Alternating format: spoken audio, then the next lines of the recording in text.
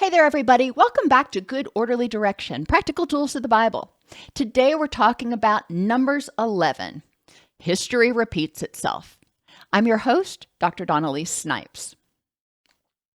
Remember in the last study, we talked about how temptations are everywhere. And if you are following good orderly direction, if you're being prudent in everything you're doing, being respectful of yourself and your community, being selfless and compassionate, all of those things work together to help keep you safe. But it can be really easy to backslide because those things take energy and they're not necessarily always the most fun or the most rewarding in the moment. So it's important to recognize that. And it's important to recognize when you are too vulnerable, too weak to be able to be exposed to those things, and you might start backsliding. The complaining begins. And this is the beginning of chapter 11. Now the people complained about their hardships in the hearing of the Lord, and when he heard them, his anger was aroused. Think about if you've been a supervisor or a parent before, and you feel like you've crossed this bridge and you've resolved this issue, and then it rears its ugly head again. That can get really frustrating and exhausting, and it's disrespectful. If I have to keep going over something with you repeatedly, then there's an impasse somewhere that we need to look at. Fire from God burned some of the outskirts of the camp. When the people cried out to Moses, he prayed to the Lord, and the fire died down. The consequences were not significant for the people to keep them from complaining until they started complaining. And then all of a sudden there was a punishment and they were like, oh, well, maybe I don't want to do this. Maybe I'm more motivated to mind my tongue. Was this fire that burned around the camp an act of God to encourage introspection and gratitude? No, I think it very well might have been. All of a sudden, they're complaining, they're whining about how awful things are, and there's this fire. And they realize, ooh, it could be a whole lot freaking worse. So it encourages introspection and gratitude. It encourages people to work together to stay safe instead of sitting together and stewing on all the things that they don't like. Did the act of banding together to fight the fire help them return their focus to what they did have? And I think the answer is probably yes. Think about times when you've been on your pity pot and something's happened and you've had to get out of your own head to act selflessly to help protect the community, to help protect your group in some way. And instead of focusing on all the things you didn't have, you actually started focusing on the power of the community and what you had together. How did their whining work against love and good orderly direction? And what would have been a more godly solution, or a solution that followed good orderly direction? Well, whining is not prudent. It doesn't get you anywhere. And they knew. They'd had experiences in the past where they whined and complained, and there were consequences for it. Now, there have also been situations in the past where they whined and complained, and that behavior was actually rewarded, and God said, okay, fine, you can have manna from heaven. And they were like, well, we don't want manna, we want something else. And God's like, well, take it or leave it right now. This is what you get. Prudence is important to keep moving forward, asking yourself, being prudent of what's going on, and really regularly reflecting and saying, all right, maybe I'm not happy about this right now, but is complaining about it a good use of my energy and helpful to move toward my good orderly direction? Sometimes silence is the better part of valor. Earnestness. Are you doing everything that you can do? And they had told God before, we're sorry, we're not going to complain anymore, we're going to be loving and grateful. And then when the going gets a little bit tough, they start whining again. So they are not keeping their promises, and they're not doing everything that they can in order to maintain the community. Respect. Whining is generally disrespectful. They are going back on what they told God. They're all about me. I want it. I want it. I want it now. I feel entitled. And they are getting their needs met, just not the way they may want their needs met. They may not be having as much as they want or exactly what they want.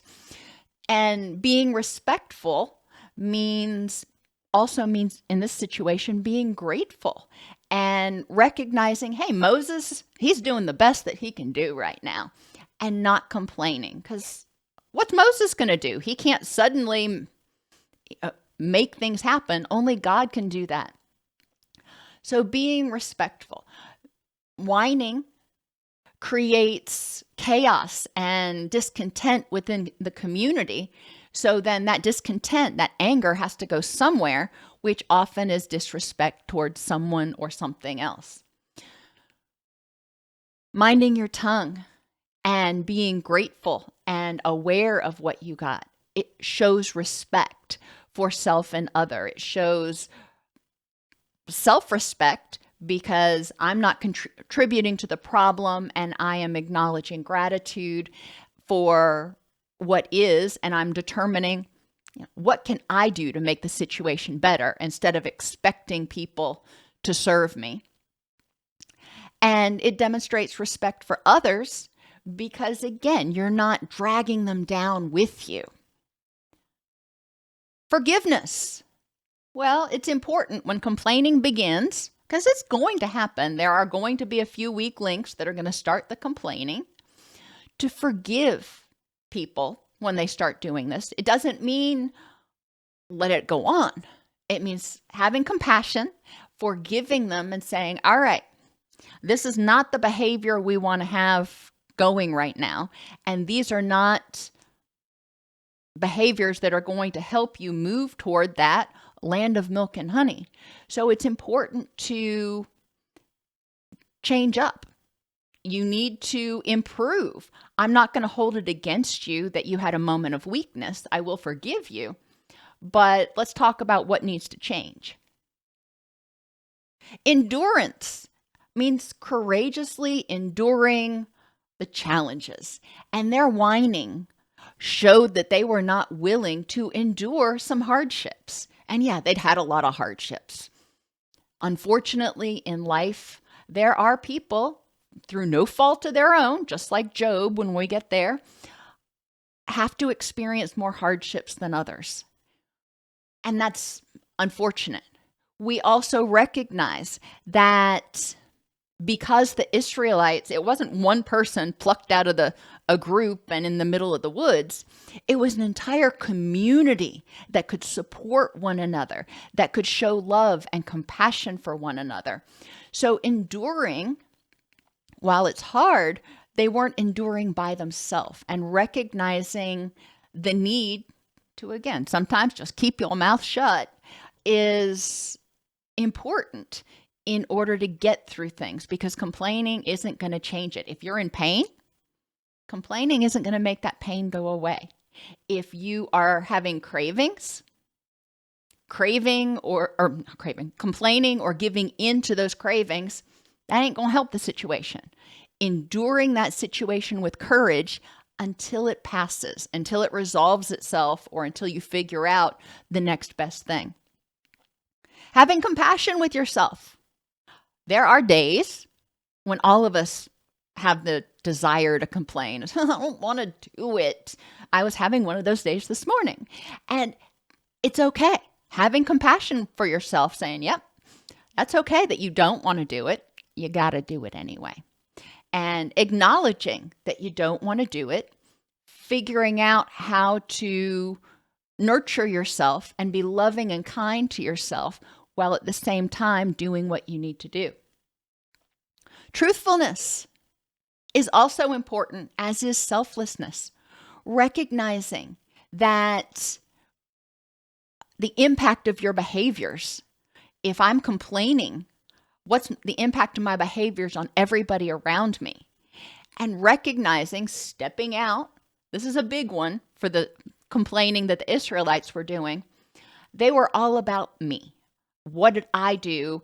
And instead of giving Moses credit for leading them out of Egypt. Yes, God appointed Moses to lead them out of Egypt. They weren't giving God credit for anything that had happened. They weren't giving Moses credit for being able to hear God and lead them in the direction that God wanted them to go. So it's really important to step outside of yourself and go, you know what? Sometimes it's not all about me. What are these other people contributing that I probably ought to consider being grateful for? They began to crave other food. And again, the Israelites started wailing and said, if we only had meat to eat. Remember all the food we ate in Egypt at no cost. Well, they were slaves back then, and they may have had a lot of food to eat at no cost from their masters, but that was a pretty desperate situation. So they're forgetting the bad and only remembering the good. They're romanticizing. And that's easy to do in recovery. It's easy to do in life, to only, if you want something or if you're uncomfortable now, to look at how good the past was. Now we've lost our appetite. We never see anything but this manna. This is almost a complete repetition of Exodus 16. They whined that they didn't have anything to eat. They got manna. They whined that we want something more than this manna, and they got quail. So we see this happening again, and we need to recognize in our own lives, I grew up with the saying, history repeats itself.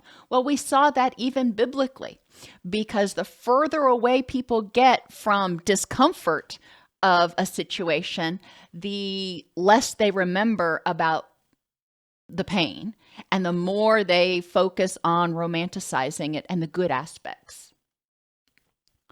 Moses heard the people of every family wailing at the entrance to their tents. The Lord became enraged, and Moses was troubled. I wouldn't want the big guy angry either. He asked the Lord, why have you brought this trouble on your servant? What have I done to displease you that you put the burden of all these people on me? Where can I get meat for all these people? They keep wailing, give us meat to eat. Okay, well, let's look at this. There are a lot of I statements in here. What have I done to displease you? Okay, that is good for him to be introspective, but he's assuming it's all about him. What have I done to displease you? It could have been, probably was, in this particular instance, the community had displeased God. So assuming that something's bad, when something bad happens, it's all about you, can set you up to make faulty decisions about how to resolve the issue. But then he goes on, where can I get meat for all these people?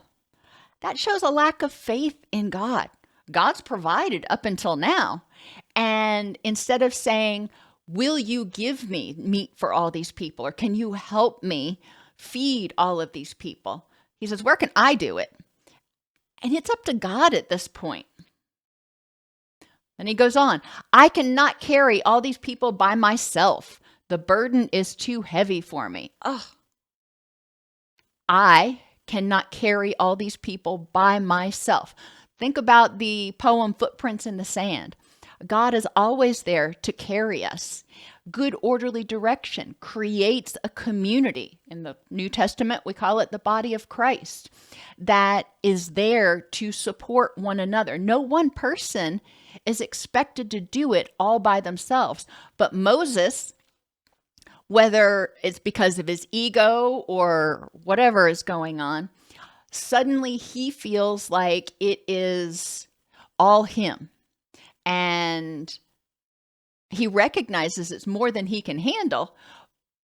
But instead of thinking to himself prudently, like back in Exodus when he spread out some of the problem, he's owning all of it. He's not willing to delegate. He's not willing to look for solutions.